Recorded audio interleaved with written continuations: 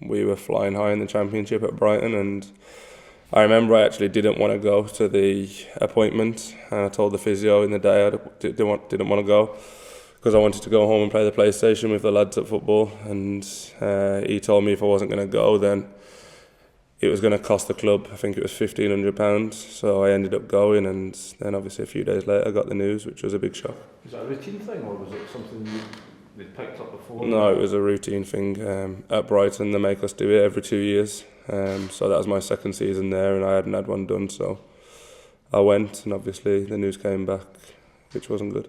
Was it just something you hadn't even considered before that point? Was it just something to get checked off? And no, to be honest, and I've actually never said this before, but I was always quite scared of it.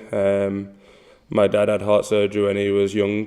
I think he was around 35, and his dad died of a heart attack. So I was always wary when these kind of things come along. I was always a bit scared and just wanted to kind of pass it on and not really go to them. And obviously that one I went to, and something did come back. So when you get the news that there is something that needs to be corrected with all your family history, what are the thoughts then that are going through your mind? Horrible. Scared.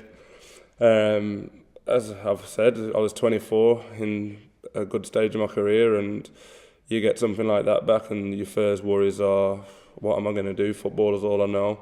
If I have to stop playing, I don't know what I would have to go and do. I left school at 16 with good GCSEs, but they don't stead you anywhere in life when you're 24 years old. So that was the first thought, that what am I going to do? And luckily enough I was able to carry on playing, and I'm here now playing football every week. Can you talk us through the process of after you get the diagnosis, and what's the process like then going through tests and what other procedures you went through? Yeah, there was a lot of tests in the first, I think it was the first 2 weeks, between meeting the specialist and meeting the surgeon. But then, to be fair, the surgeon told me straight away, he was like, I'll get you back playing football in, I think it was 2 months.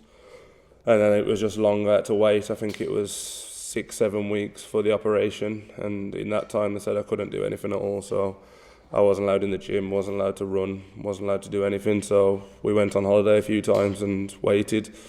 And then it was operation, and then I was back playing in 8 weeks, I think. What did they say the risks were when you weren't allowed to play? You weren't allowed to exercise, you weren't allowed to train. What did they say would be the risk of engaging in any of that type of activity? Just because of what my diagnosis was, I had a swollen aorta.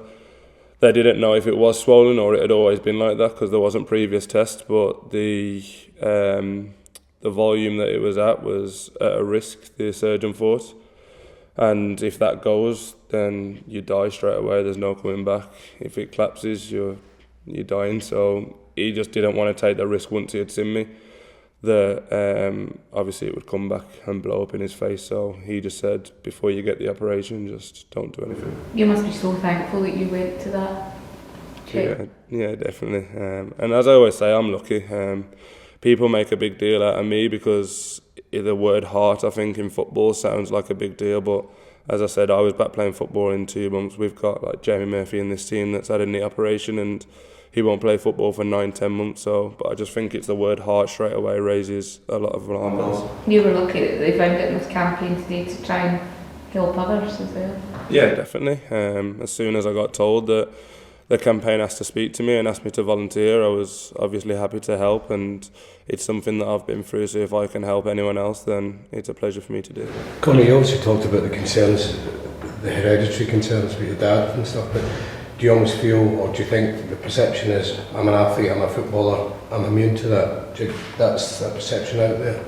Yeah, probably. There's a lot of other people that have been a lot less fortunate than I have in football, and I think it's getting more common with the pace of the game and what athletes do to the body on a day-to-day basis. But at the same time, you've been playing football since I was 16, like not professionally, but every day, and when you don't feel anything, you don't feel like there's ever a chance of anything happening to you. I never felt a thing in my whole career, my whole life playing football, so you don't expect, obviously, anything like that to happen. And if you look at it now, I mean, I think only James Tavernier has played more games than you this season. How do you sum that all up now? 49 games, I think? Yeah, no, 49 games, 50 next weekend, hopefully. But no, it's exactly what I come here to do. I always knew that I was able to play this amount of games. I always knew that my body's never let me down, touch wood. And that's what I came here to do. And as I've always said, once I met with the manager in the summer and we had a good conversation, my aim was to come here and play as many games as I can and to try and help this football club to improve. So, yeah, as I said, 49 and counting. So.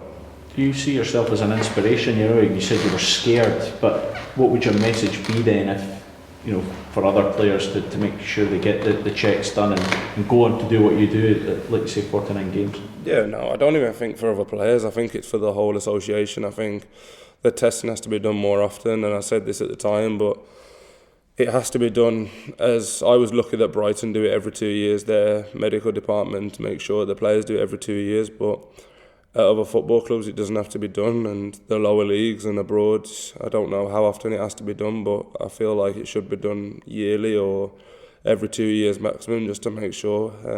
Us athletes put our bodies through so much over the course of a season, not even just matches, but training every day, gym every day, our diets, and I just feel like the associations should surely have to do more to protect us. It's been a season of highs and lows.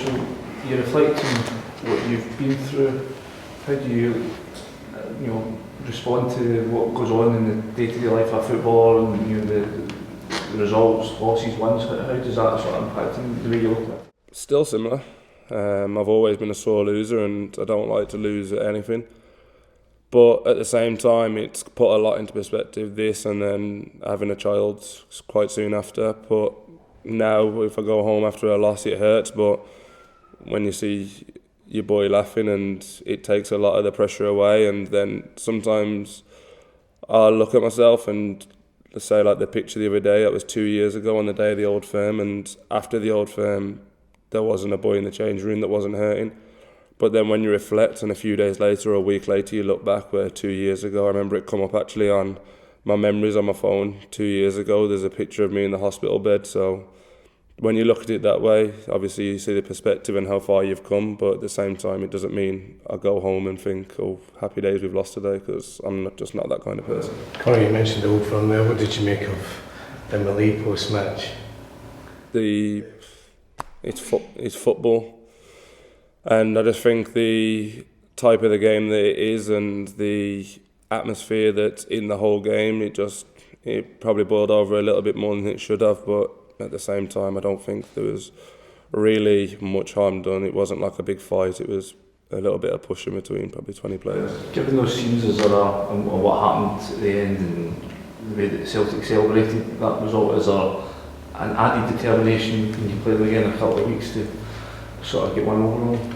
I don't think there's an added determination, no, because I think you go into every single Old Firm with the same determination and the same motivation to win the game for this football club, and I think that the boys did themselves proud in the second half, but at the same time when you lose the game it's hard, and it will be hard for Celtic when they lost at our place. It's just the rivalry and the atmosphere that you get in those big games that when you're on the losing side it does hurt, so we'll go into the next one with the same belief and the same motivation to try and win the game. You mentioned the game at Ibrox. I don't know if you saw Callum McGregor's comments. He said that when Celtic lost at Ibrox, lost with humility. He felt that the Rangers players didn't show humility. Would you refute that? I don't know.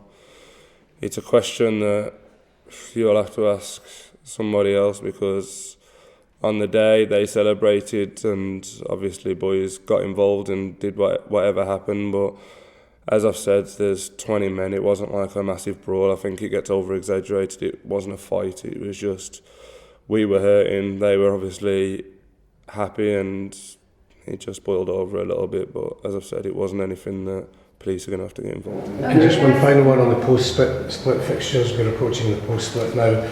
Rangers' record against teams in the top half has not been great this season. Do you think there's a point to prove as you approach the business end of the season?